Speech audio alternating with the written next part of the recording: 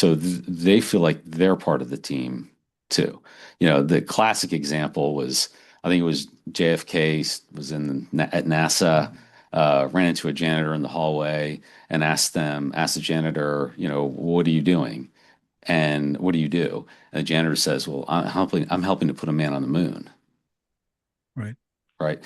That's what you want, right? You want to get people attached to what those big goals are, Right. because that's what we care about, right? As we as human beings, like, okay, the money's great, I need it to pay the bills and all that stuff. But where I really get like personal satisfaction, self-actualization, if you will, is through accomplishment and through being a part of something that's bigger than yourself Yeah. and feeling that every day. And if you can create that kind of culture in your business, one, you're going to be a lot happier. You're going to be Right. surrounded by much happier people. Welcome to Sharpen the Spear podcast, where we help manufacturing executives command the front and win the floor. I'm Richard Walsh, creator of the Sharpened Impact methodology, and I've spent decades helping leaders transform frontline teams, unlock hidden profit, and capture capacity they didn't even know they had. If you want to see where your leadership gaps are costing you and how to fix them, head over to grittolead.com and run the free Sharpened Impact Simulator today. Let's sharpen your edge and get started. And we are back on STS Sharpen the Spear podcast with another incredible guest. Rich Smith is with us today. And Rich, no one knows Rich as well as Rich. So, Rich, I need the backstory. Bring us up to speed so we can get into the conversation.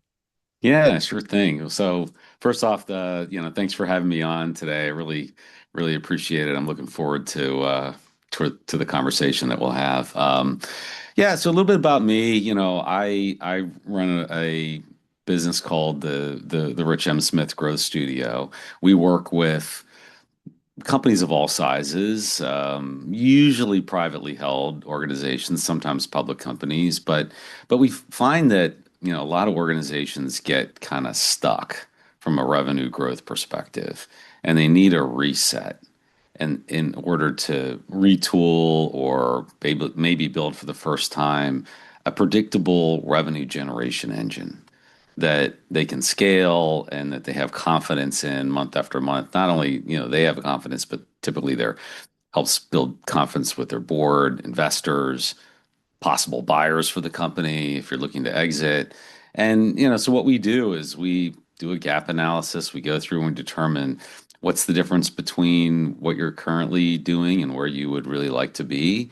And we also get into, redoing your brand messaging and all of that. So that's kind of what I do. I don't want to turn this into a monologue, a little bit about who I am. So I've been the chief marketing officer of 7 different companies over the last 25 years. Everything from Fortune 500 financial services to healthcare to privately held data company that, about 125 people that I helped get to a 9-figure exit. So, I've kind of covered a pretty wide range of industries and yeah, so today I trying to use that experience that I gained, over all those years and really have a bigger impact by working with lots of companies at once. I love it. I love it. So, there's a word that stood out to me. Okay. And it's predictable. Predictability in your business, in your revenue. That is the most understated thing. Okay. I think so many Yeah. companies, when I work with them and what I do now in manufacturing, it's like that's a desire. Okay. They don't even realize it, but they don't know how to get to it. How do you get to predictability? That is a big thing. And we can spend a little bit of time talking about it, but I just wanted to bring that up before I forgot. When I Now, hear that, I'm like, dude, you're doing that. That's great. Let's talk about that. That's a biggie. yeah, you're absolutely right, and great to double click on that topic a little bit. I'm glad you picked that up. It, you know, I do some investing as well. I'm an angel investor, and I talk to other investors, venture capital people, private equity people, and they will all say, if you're looking to get an exit for your company, and all of those types, they always say like the one of the most important things is how well do we know, what's the level of certainty that we have that your revenue projections are going to come true? Because, when someone's buying your company or investing in your company, that's basically what they're buying is a future revenue stream, future Right. income stream, right? And so if you're able to show them that here's our model, here's how we predict revenue, here's what we think is going to close in the next 90 days, right? I'm giving you a hypothetical Right. example, and you hit that target, an investor is going to look at that and say, okay, this is a solid business. They have a system. They're able to generate revenue. The quality of their revenue is good because it's predictable. They say that they're going to do certain things and then they hit those targets. Like that stuff really makes a big difference in whether someone will buy your company at all or invest in your company at all, or what kind of multiple they give you, because the more predictable and the more you're able to demonstrate that you can make revenue predictions and hit those revenue predictions, the greater the confidence they're going to have in your business and its future prospects. Yeah, it definitely gets you a higher valuation. I think the thing, one of the things like you're talking about is really these companies have to track these metrics. They have to show they've done it repeatedly. It's great to, and I don't mean this is bad, but you get you get queued up for the sale, okay? Because you all of a sudden you decide you want to sell your business, and like in 90 days, like, well, you're not going to get much. Okay, you're certainly Yeah. going to leave a lot on the table. I'll say that.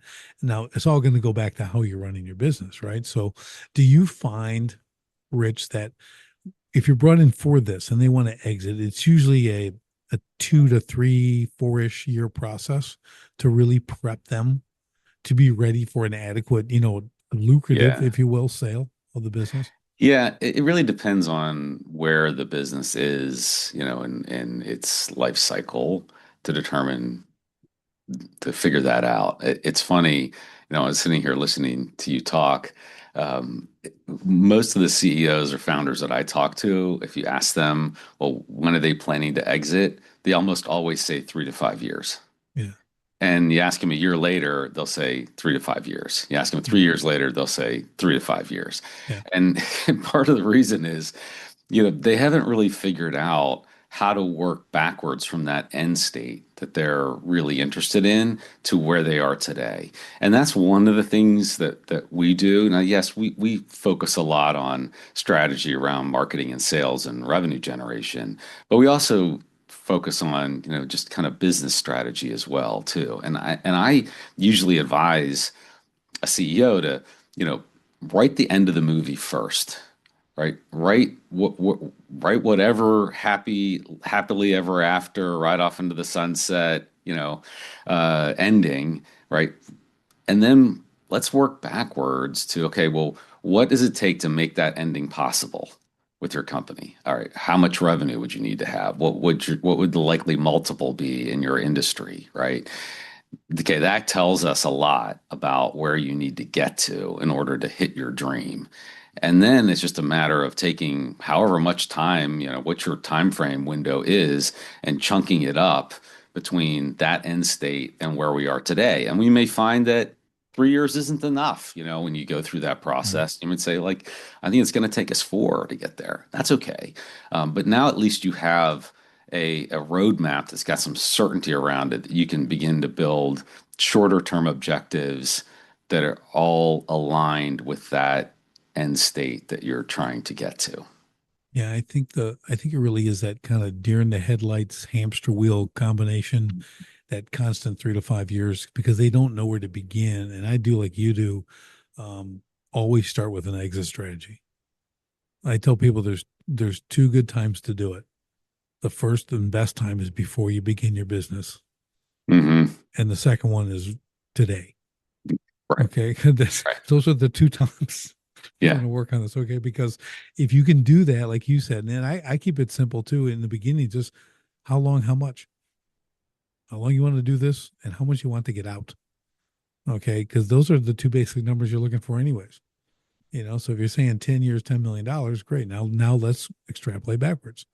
What does it take? When do you hire the first person? Blah, blah, blah. Like you're saying, I think from an exit standpoint too, when you're coming in that 3 to 5 years, like you said, I do a bit in private equity too. And I look at this and it keeps extending.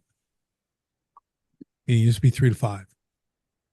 Now it's 5 to 7. Mm. Okay. And it's like, and everyone's trying to figure out why.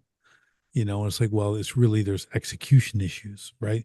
It's really, how is the, I deal primarily in manufacturing, but it's like, how are they actually operating? There's a lot of things that go on and things that people can't measure that have caused these delays because they don't also know how to correct them, right? That's the issue. Like you bring someone like you in, Rich, you are coming with a plan, right? Like obviously you're going to Yeah. talk to but you have a general idea.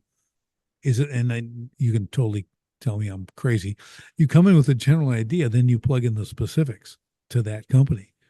I mean, that's a 30,000 foot view, but am I on pace Yeah. there? Look, yeah, I said earlier, I've worked in a lot of different industries, both directly as a chief marketing officer. I've also been in management consulting for a while and have consulted with all kinds of companies, manufacturing and Right. as well as ones in, the industries that I spent a lot of time working in myself. And yeah, the common threads are it's the same principles, right? Yep. It's the same principles applied over and over and over again with different specifics. A question that I often get when I talk to a CEO for the first time is they'll say something like, well, should we be doing more on Facebook? Should we be doing more to drive paid search traffic or invest in SEO or launch a podcast? Or should we go to more trade shows? And my smart answer to that question is always, well, look, maybe. I mean, show me your strategy first, and Mhm. then I'll tell you if you're picking the right tactics because everybody's natural reaction is, we're human beings, we want to do something, right? So our natural reaction is want to jump to tactics first without actually putting any Right. strategic thought in place.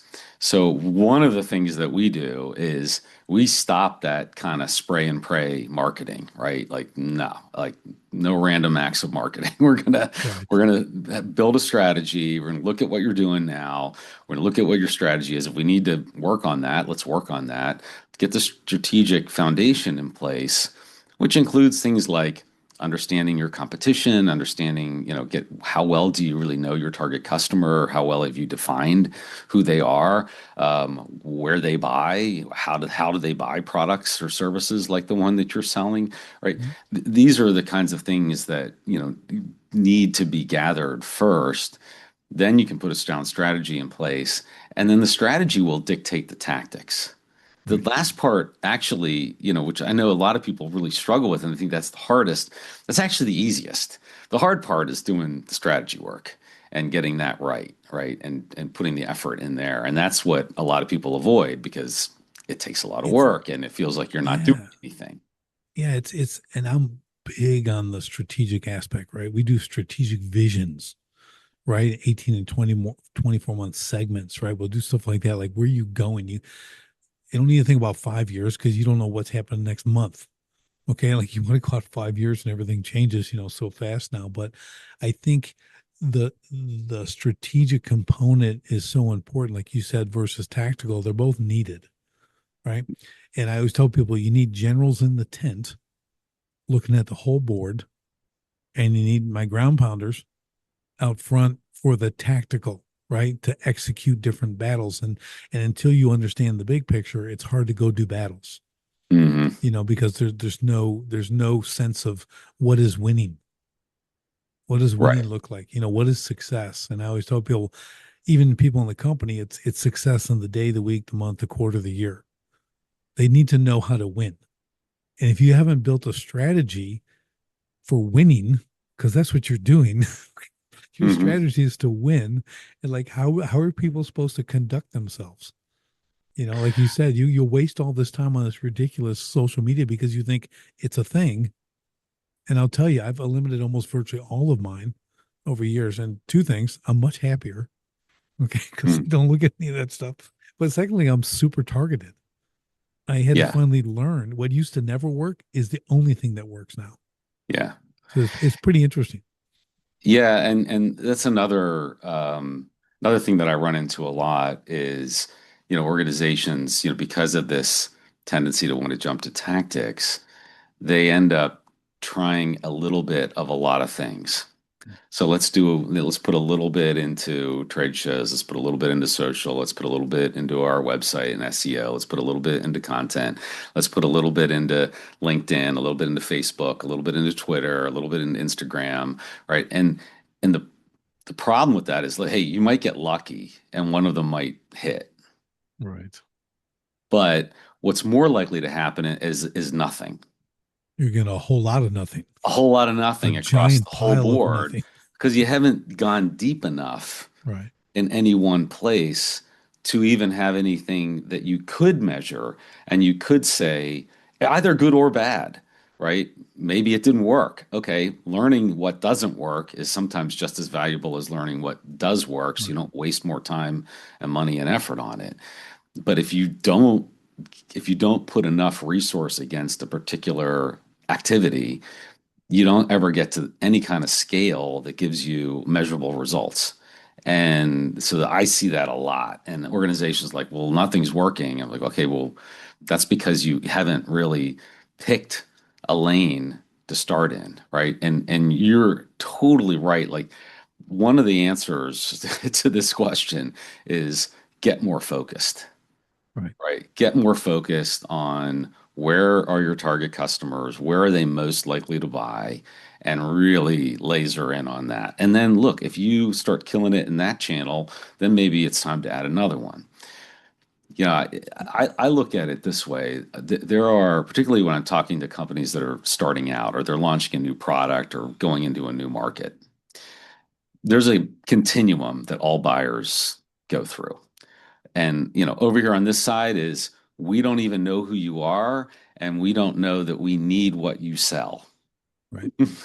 All the way down to the other end of the spectrum, which is we have a burning need to buy the kind of product and service you sell, and we have our credit card or a checkbook in hand and we're ready to buy. So when you're starting out, you don't want to be over here, like Nope. in trying this awareness building stuff, because that's super expensive and takes a long time. You want to find the buyers that are over here that are ready to buy. So you want to focus on tactics that are catching people at that moment.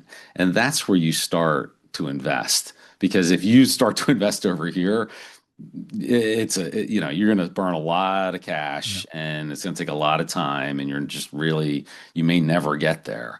That's Mhm. the land where Coca-Cola and McDonald's and the massive CPG brands play in that arena, and it's not right for any organization starting out, and typically almost never right for a B2B company.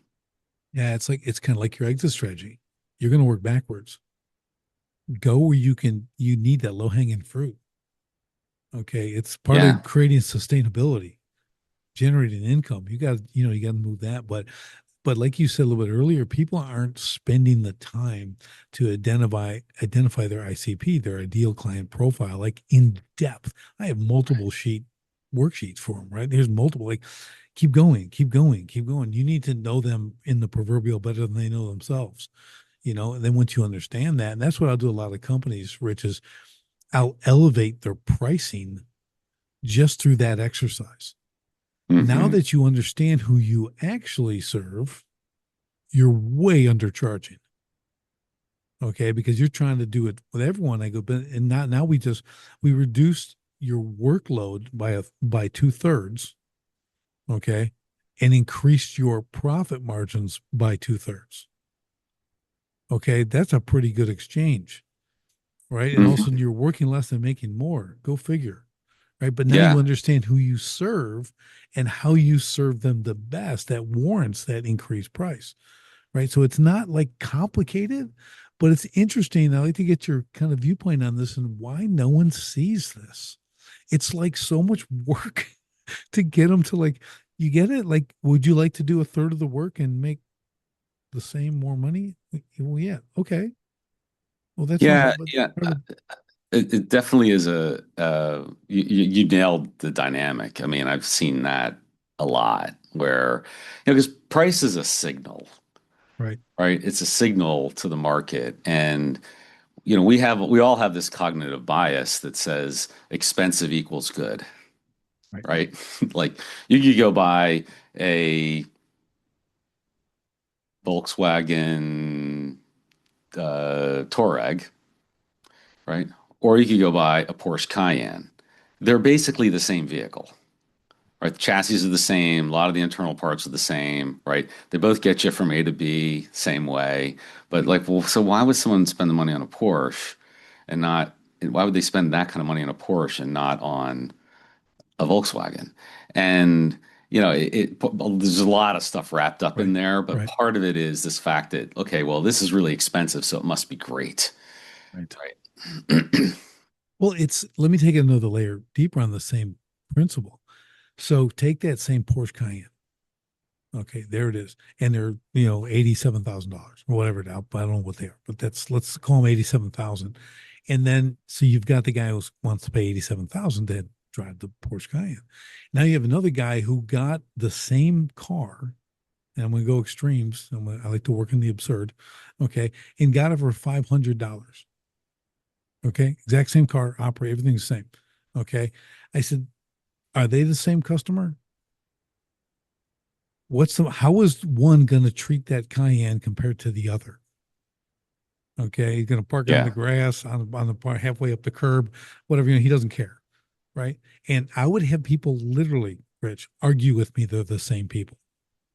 I go, they're not. It's just, I don't even know how you can think that. And even if it was 87,000 compared to 40,000, same car, there's a difference, right? I mean, get in all that kind of stuff. But the point is Yeah. like understanding who the buyer is, what they actually value, because I always say that whatever the price of the car, if it's $30,000 and I really want the car, doesn't mean that if it was $30,300, I wouldn't buy it, right? It's like Right. it's not based on that's not my ultimate budget, right? There's a greater value on more things than the monetary. From the new car smell to how I look in this thing to the color of it, how it handles, what all those things are what you're buying, not the dollar amount. And people have a Yeah. real hard time understanding that concept from the business aspect, which is unusual. But again, you don't understand, features, benefits, all that kind of stuff we could get into. But I think it's important to understand that when you're looking at who your client is and how you serve them at the highest level. Yeah, and I think you touched on a few things there that are really important. One is we tend to think that we're rational actors. Yes. And like my undergrad degree was in economics, classical economics, the rational actor theory kind of underpins all of classical economics.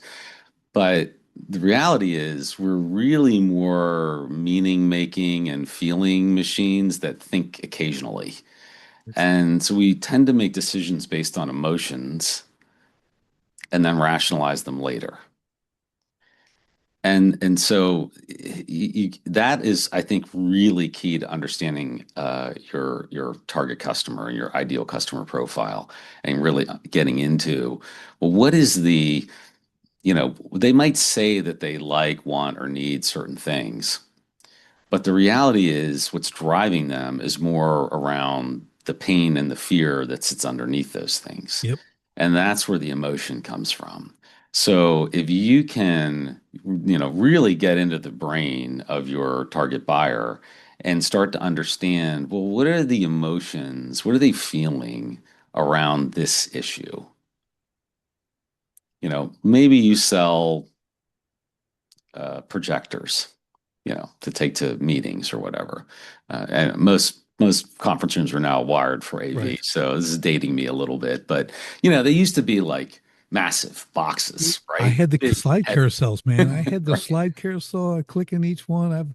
Yeah, man, I've been doing it a long And like time. a So I'm with B2B you. buyer, if you went to them and said, look, like we have this great projector, it's got, I'm making numbers up and stuff, like 10,000 lumens and it can project and, blah, blah, blah, blah, and it happens to be small. Okay.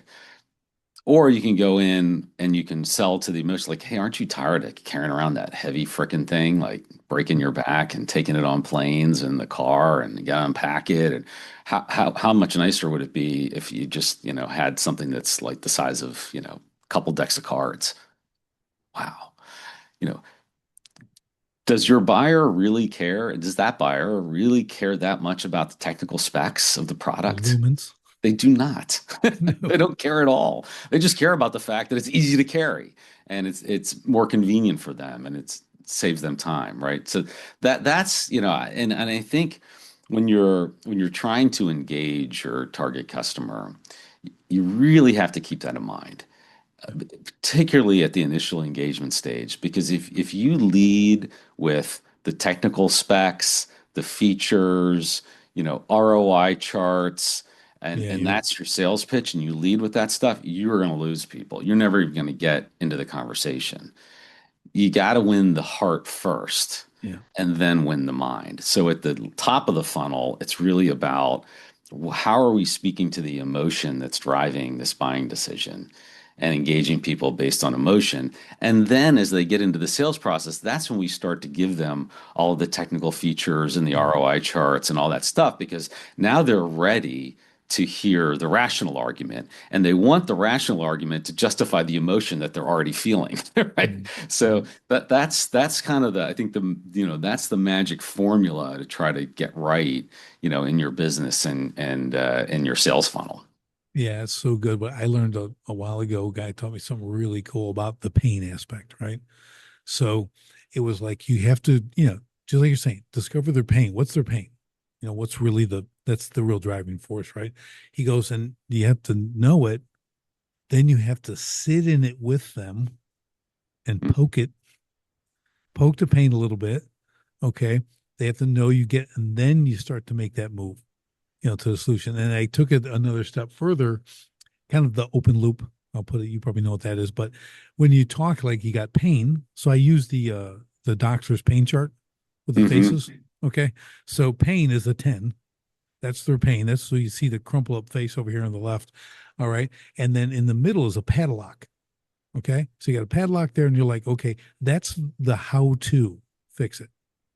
That's in a padlock. And then the next picture is the happy face with the butterflies and the rainbows. Okay. That's the outcome. That's the outcome. Now, the padlock is locked and it stays locked because what people care about is the pain they're in and the outcome when the pain is gone. What is my life going to look like? They don't care about the how to. Okay. They could care less.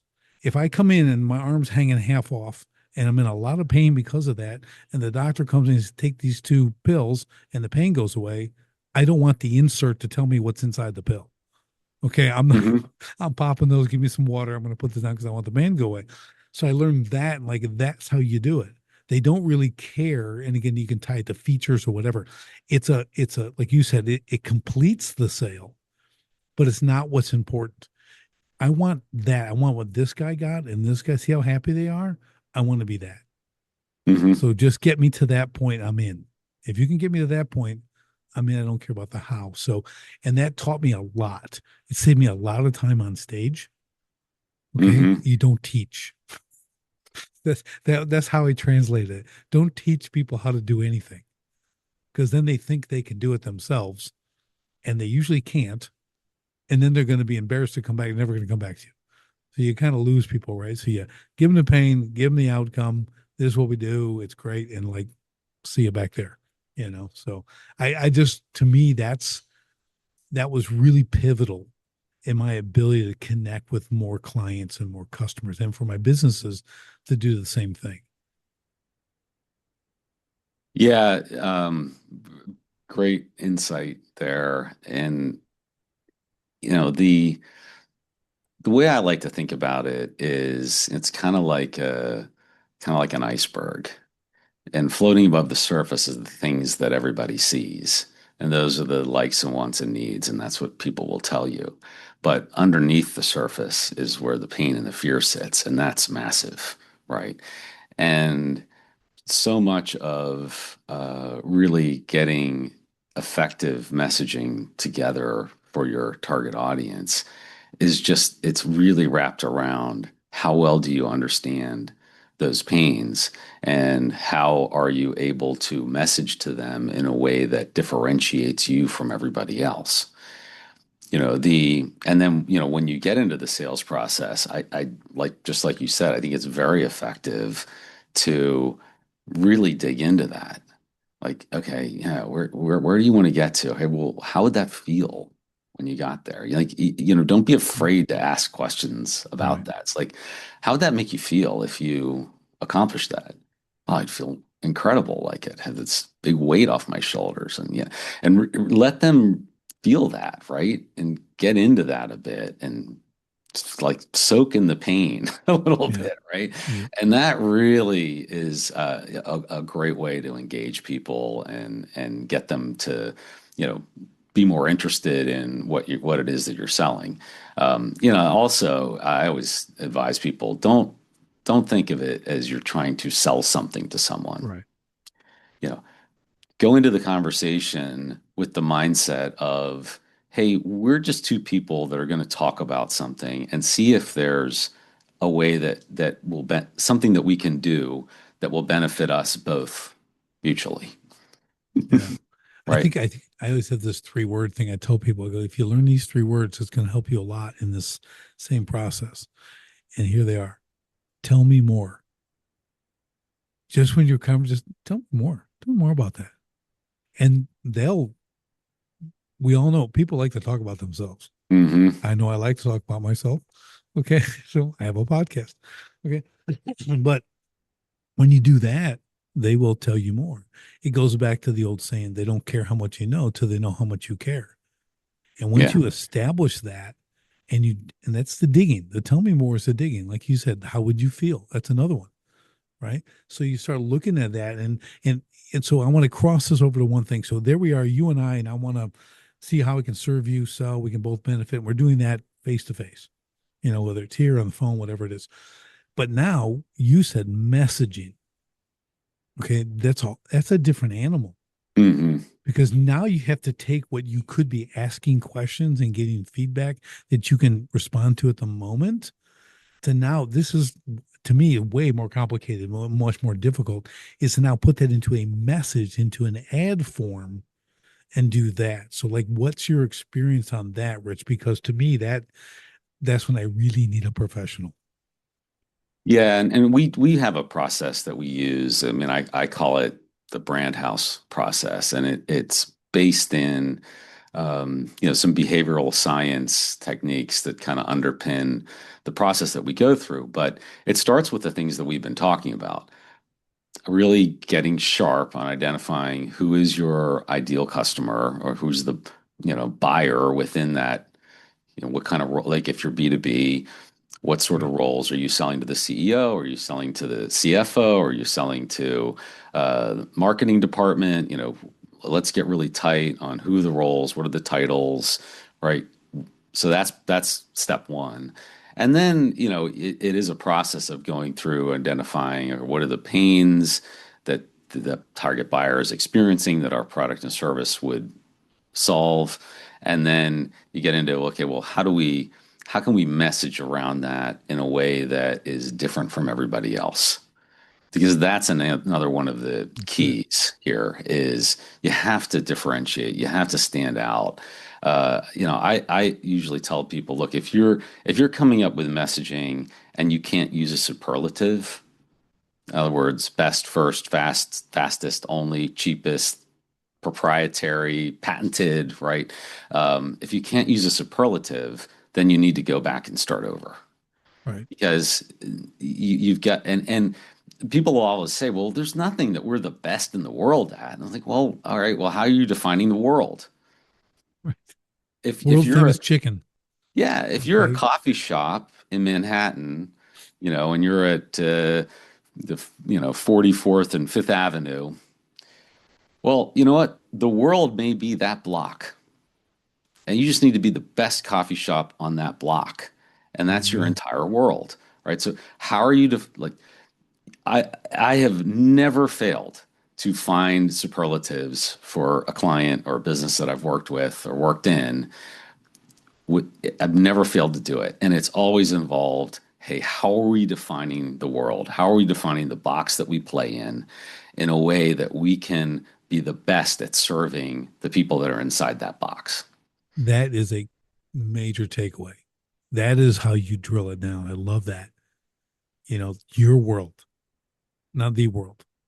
Because I've been to a lot of world famous places that sucked. Okay. Yeah, So I yeah, must not be in their world. I'm passing through.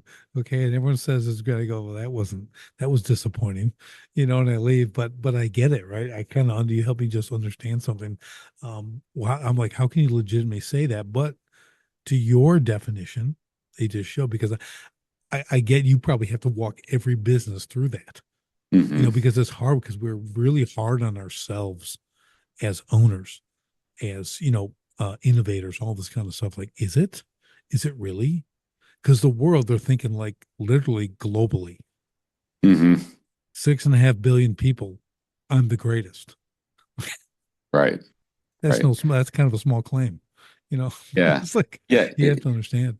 It's funny, when I first talk with a CEO, one of the questions I'll ask is, hey, pretend that I'm your target buyer and tell me, why should I buy from you as opposed to buying from a competitor or doing nothing at all? And you can't say people, service, or quality, or any variation of those things, right? And I often get blank stares back because Right. they built their entire messaging around some variation of we have the best people, we have the best service, the best quality, and everybody is saying the same thing. And you'd be amazed at how many times we do competitor research and we come back to the client and we say like, hey, here's what's on your competitors' websites, and you know what? It's exactly the same as what's on your website. You might Yep. have changed a few phrases here or there, but you're all saying the same thing. Yep. And so if you're all saying the same thing, your target customer can't tell the difference, right? There's They no don't value. know who's, There's no value. You all should be the yeah, same price. yeah, exactly. Like, all right, I've worked for a lot of banks in my career. Raise your hand if your bank has bad rates and high fees, right? Every bank says we have great rates and fees. They all say it. So, like, as consumers, we completely discount it. We don't even pay attention to that. It goes right over our heads because we Right. know it's BS, right? Everybody's saying the same thing. I can't believe it. So I'm going to have to get in and shop and compare products and, use tools that help me do that. And so when I went into financial services or commodities like that, I always tried to come up with something that would let us stand out and let us be different, even when we were, I spent a lot of time in mortgage. Okay, well, mortgage products are pretty much this like a 30-year fixed mortgage that's backed by the government is pretty much the same, no matter where you Right. get it from, right? It's the same product. So, how do you come up with a way to differentiate your mortgage company from others? And there's definitely, an art and a science to that, but it comes back to defining, hey, what's the box we're playing in, and how are we going to be the best inside that box? And if we can't say that, then we need to reconfigure the box until we can. And it may start out being like really small, and that's Mhm. okay, right? It's better to be like really, really good in a focused area, and then that gives you something to grow from. Yeah, you reminded me of something. Just last night, I'm having a conversation with some young men. My son, he's home on leave from the Marines, and another buddy his is there, and talking about different things. But what you just reminded me of when you're talking to that CEO, sell me your thing. Okay, reminds me. You know what constraint theory is? Hmm. So you're only going to rise to your last level of training. Okay, same principle. Take it over you're only going to rise to your ability. Okay. And you've done whatever it is, quality, delivery, and whatever. Same. That's all you've trained in. That's why that's all you've got. You haven't gone out and bettered your training. You haven't gone, well, what else could I be doing? That differentiator, that's what it's about. Until you can reach that point, okay, but you have to train that. You got to go, well, I like to call it getting punched in the face. Okay, I'm a boxer and stuff, and you can think you're a great boxer till I start punching you in the face. And you're gonna find out thought is helping you. You thinking you are is not going to get you real far. And that goes across the board of whatever industry you're in. You've got to go through those exercises. And I think it's something for, C-suite level, or even, I don't care if they're, supervisors on the line, like you have to put yourself in these positions to challenge yourself. Well, what are we doing? You can't, it's that level of comfortability that destroys you. What is next when you bring in someone like you, Rich, and you're gonna challenge them on that. That's kind of the wake up call, right? How is that received?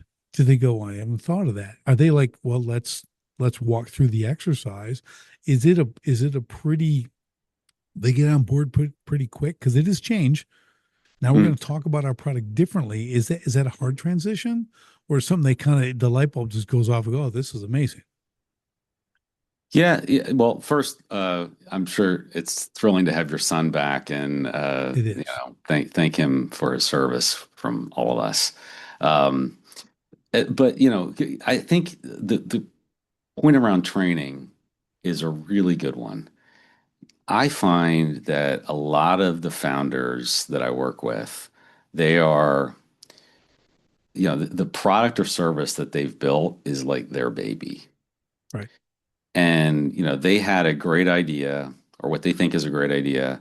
They have poured heart and soul, probably a lot of their own money, put their family's financial future at risk. And they've, pumped all of that into building a product or a service. The problem is that they're so deep in product and service, they haven't done the training, to use your analogy, on distribution. And they're not spending their time thinking about distribution. So a product without distribution is going nowhere. Right. And that's a lot of what happens, right? Like founders, they'll sell to people they know, right? But then once they've exhausted their friends and connections and the network, and they need to move beyond that, then they get stuck, right? And they get stuck because they haven't done the training on how to build distribution. And that's really, ultimately, and I look at this as an investor as well. Like, I want to talk to the CEO. Hey, how much time are you spending, talking to product and engineering and developing the product? Okay, how much of your time do you spend with sales and marketing and customer success? And if it's not about 50-50, then that's a red flag to me, right? Because Right. that tells me that, okay, this CEO doesn't really get the importance of distribution, and chances are pretty good that they're going to hit a plateau and they're not going to recover from it. They're not going to get past it. Yeah, and thinking about that, what some people will hear when you said that, the 50-50, is, are you telling me I have to be an expert in all these areas? And I always tell them, no, but you certainly need to be familiar with it. Okay. You need to be Right. listening to the people you have in the play. You need to go, and because you can be a sounding board, like you can push back. And if they've got the right response, you can confidently let them continue their job. Right. But if it's something that's so off the wall, but you have to, like you said, you got to be involved in it. These are kind of like pillars of a business. And if you don't understand how the pillars are constructed, well, then, you're going to be at a loss when it comes time to execute. Yeah, I think the CEO's job really comes down to three things. When you boil it down and really think about it, it's people, vision, and money. It's three things.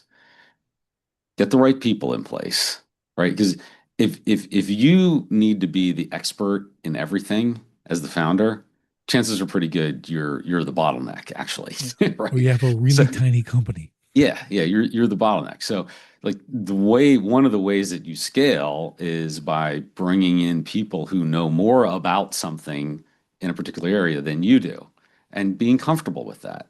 Bringing in someone who knows more about you. One of the strongest relationships in most companies I run into is the CEO CFO relationship, right? Because the CFO is the guy that's got their numbers and is telling them, everything that's going on within the business. So that's usually a very strong relationship. So most CEOs will understand that. Hey, you wanted to bring in a good CFO, right? Oh yeah, yeah, I need that. I need that. Okay, well, why are you skimping on your chief revenue officer? Why don't you have a chief revenue? Why don't you have a head of marketing? Why don't you have a head of sales? Why are you so involved in all of those things, right? And that, that's a dead giveaway. If you're trying to do it all and be the expert in all those places, you're not going to get very far. Right. Yeah. Who wants to be? That's my question. I guess I did it on necessity in the beginning of my very first business, and I didn't even do that well.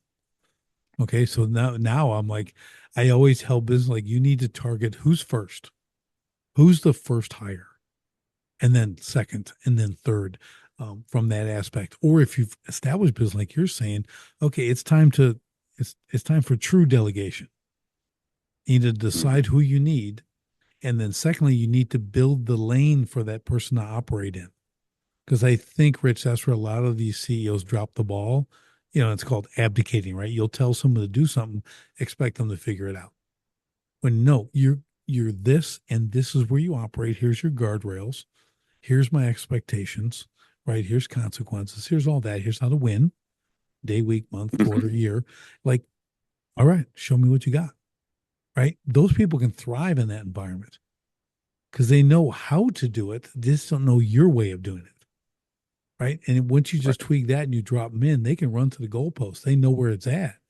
Otherwise, it's a mystery job, and they're getting hit from every direction every day. So I always warn CEOs or startups, founders, even who are established, like you want it, but you don't know how to build it. So you got to be able to understand how to build it. So when you do get the right person, they're able to succeed. No one wants to go and Right. be a failure every day. Just saying. Okay.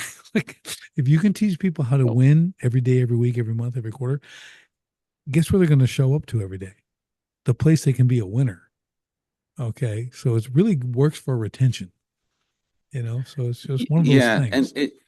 that's exactly right. And I think it goes back to one of the things that you were alluding to earlier in the conversation today, and that is alignment Mm-hmm. within your team.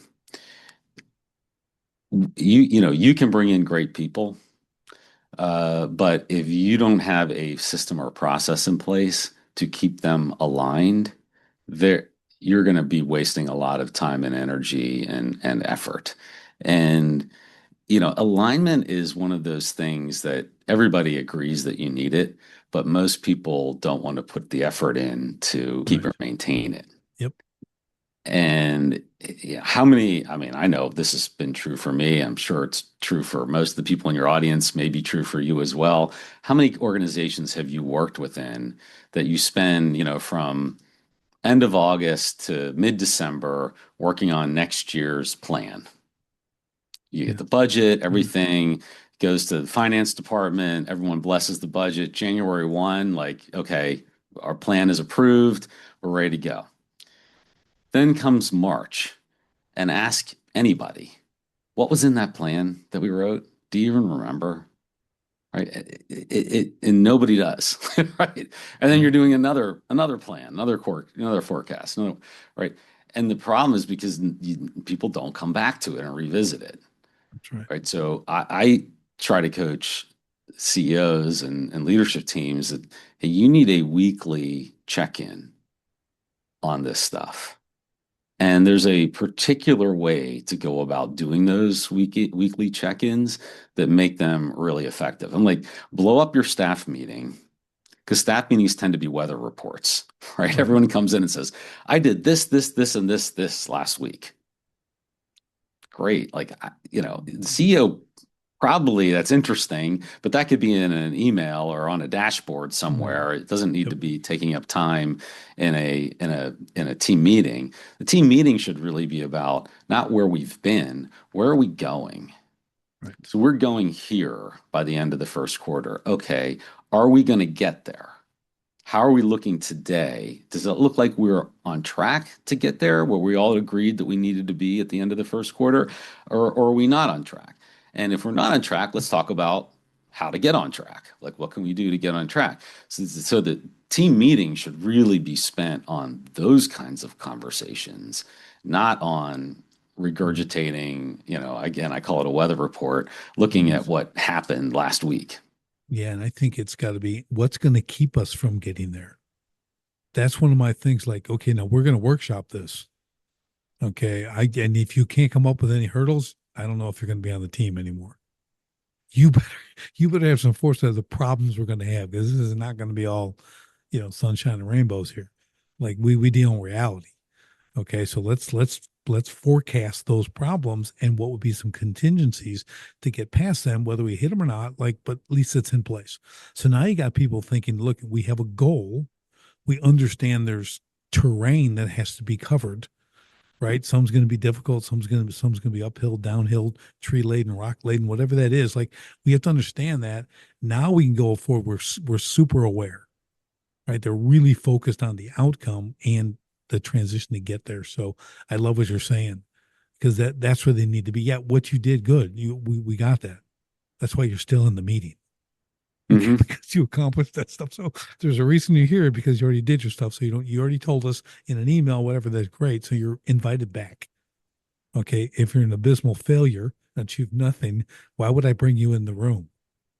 Okay. So I kind of have a little hardcore kind of approach to that, but like you gotta produce, So I love what you're Yeah. saying. I mean, that's what we have to focus on. I'm always about the doing, you know, what's Yeah. next? What's the next goal? What's the next strategy? And I think part of how you get successful with that in an organization is it goes back to even how do you create those objectives, right? If it's the CEO sitting in their office deciding what the goals are for the next 12 months and then telling everybody what those Yeah. goals are for the next 12 months, Disaster. disaster. Pretty much guaranteed that that even your leadership team is going to be marching in different directions Yeah. and blaming each other for why Yeah. things are going wrong, You right? got to have the buy-in. They Exactly. have to, if they don't feel they're have any kind of contribution, you're just a taskmaster. Right. Okay. That is just, I mean, I don't, 100%. I guess that might have worked sometime. And I bet even when it worked, it wasn't working well. Okay. But that mindset is not like we've come up with something unique. I mean, this is just core human nature stuff. Yep. How to get buy-in, how to build a team, how to have cohesiveness, how to, I mean, it's just one of those things that's not difficult. You just haven't Yeah. built a process for it. Yeah. And when you do build a process for it, you find that, I mean, you're just so much more, as the CEO, you're so much more relaxed Right. because you can trust that people are aligned on what they need to be doing. People are focused on the objectives that matter the most to the organization. And you've included them in creating those objectives. So now they have ownership of Right. them. Right. And and it's also really important to understand, like particularly with your leadership team, that we win and lose as a team, Right. right? The problem with not including people in creating the plan when the plan is brought down from on high is now it's like every man for themselves. Or they're just pointing upstairs. Yeah, He did, this was your plan. right. It was your plan, not This is mine. your fault. Yeah, I can't work with this guy. I mean, yeah, they do the whole thing. So yeah. I'm But with you if you there. create that if you get people involved, you include them in the process, and then you create that mindset that we win and lose as a team, then all of a sudden it's kind of like magic Yeah. occurs within your leadership team because the people aren't fighting for their own turf anymore. Right. They're now Right. fighting for what they think is right for the business. So, like, as the Right. marketing person, I may want to hire people like to make my life easier and get my work done. But if we're sitting in a leadership team meeting and we have an objective coming up and it looks like it's really important that we add some more people in customer success or product or engineering or somewhere else in the organization, if that if take it's every man precedent. for themselves, I'm Yep. fighting for my head count, right, and my budget. If it's we're a team and we're trying to get somewhere as a team, then I might understand that, hey, the needs of my department are not as important right now as Right. these other things. And I'm totally good with that because we win and lose as a team. This isn't about the performance of one individual area or one individual person. Yeah. So let's take it to this as we kind of get ready to kind of put a bow on this whole thing. That's a really good segue into back to what we started with, selling your business, preparing for exit. When you have operations like that, where it's a team-minded culture, okay, and that's how the business has been running, how it runs. If I came there, I'd see that unity, I'd see that communication and all that kind of stuff. You're like, okay, this is legit because whether you like it or not, you're inheriting culture Oh yeah. in a business. They're gonna do what they do. Okay, now you can come in and change it, and I'm gonna air quote change it, but you better be prepared for some attrition. Okay, people are gonna leave, they're gonna fight. It's ugly. Okay, so he's got to be very, very deliberate. But if you come in to acquire this company, like I'm the buyer, and I see this kind of harmony in this whole thing, and they understand it isn't tied to the founder, it's how the company operates. Like I'm gonna go, okay, I'm gonna keep that system for sure. Okay, because this is how the company runs. Because I want to give the founder a check, shake his hand, he's out the door, I'm in. I don't want to even know it's sold. Right, this it just Hmm. keeps humming. I mean, that's a high valued business. That's when you're getting your multiples, you're getting everything else because people can come and go. I can just come in and like sit for a day and just observe. I don't have to come Hmm. into absolute chaos. So is that, I mean, I'm sure you've seen the gamut from Yeah. one end to the Yeah. other. Totally. If you want to get a great multiple, by a strategic buyer, let's say, that is, I mean, of course, I'm sure you can get it done without that, but that's a critical piece in my mind, and it really, really makes a massive difference in the way your organization is perceived, the kind of valuation you're going to get, and frankly, like your performance is going to be a lot stronger as Right. well because you're not wasting time and energy on things that aren't aligned with your main objectives. And that tends to be what happens when you don't foster alignment within your team and you don't include your team in the process of creating goals and objectives, right? And that's really true throughout the organization, right? One of the keys to improving your retention rates is making sure that everybody as far down as you can get in the organization has a connection to those top level objectives Yep.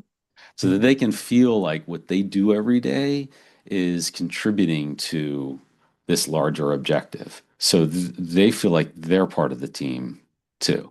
The classic example was, I think it was JFK was at NASA, ran into a janitor in the hallway and asked the janitor, what are you doing? And what do you do? And the janitor says, well, I'm helping to put a man on the moon. Right. Right? That's what you want, right? You want to get people attached to what those big goals are Right. because that's what we care about, right? As we as human beings, like, okay, the money's great, I need it to pay the bills and all that stuff, but where I really get like personal satisfaction, self-actualization, if you will, is through accomplishment and through being a part of something that's bigger than yourself Yeah. and feeling that every day. And if you can create that kind of culture in your business, one, you're going to be a lot happier. You're going to be Right. surrounded by much happier people. And you're not going to have to worry about whether someone's doing their job or not, or motivated or not, because they will self-motivate. Yeah. It's so good. I like to put it as, how are they the hero in the journey? That part of the journey. How do you make them? You show them how you're the hero. Without the janitor, we don't get to the moon. Right. All right. Like no one's thinking that way. Right. But how do you instill that's the cultural aspect, right? But people need to know why they matter in the process. And it doesn't matter the size, however simple or however complex that their position is, they all they're necessary. And that's the key, what you're saying. I think it boils down to that. And because they solve problems, they communicate right. They understand the vision. Mhm. They have a mission. They're on this stuff and all together. It's really, really powerful. So that's awesome. And I think if people, even if they're not thinking about selling right now, which I always advise from day one, you think about selling. Because if you think about selling, you'll build your business to sell, and you know what you're going to have? A really well-run business. Okay, you're going to get all the things you want because your intention is everything we talked about. You'll be doing from the get-go. Imagine what a business look like 5, 7, 10 years from now. It'll be you'll have people approaching you to purchase your business, because it's run so well. So, yeah, final thoughts. Those were pretty good, but let's give me a couple more things and we'll wrap. You can tell people they can get in touch with you and all the good stuff. Yeah, I just we've covered a lot of ground, We have. a lot of great areas. I would go back and just underscore, the conversation that we had around emotion and what actually drives the way that we make decisions. And that is an important insight to take throughout all aspects of your business, right? What we've just been talking about, team alignment and culture, okay, that's part of it, right? That's the same, it's getting at the same thing. It's the emotional attachment to something that's bigger than yourself, right? You get into the buyer journey. Okay, what is your onboarding process? Because people need to feel value pretty quickly. And if they don't, or if it's too difficult for them to start to use your product, how are you making it really easy? Have you thought about what are the things that we really need a buyer to do in the first 90 days? Have you gone to them before they even sign the contract with a roadmap? It's like, hey, here's what our first 90 days is going to look like. And you've got it laid out and you're going to get to this point, right? It's really critical that you create those kind of intentional experiences throughout your business because they tend, like, you do a good job in onboarding. One, your retention rates are going to improve. Two, you're more likely to be able to expand those contracts and add on additional things, right? If you don't, chances are pretty good they're going to churn. Right. Right. Awesome. Awesome. Rich, what a great conversation. I knew we could do it. I had no doubts.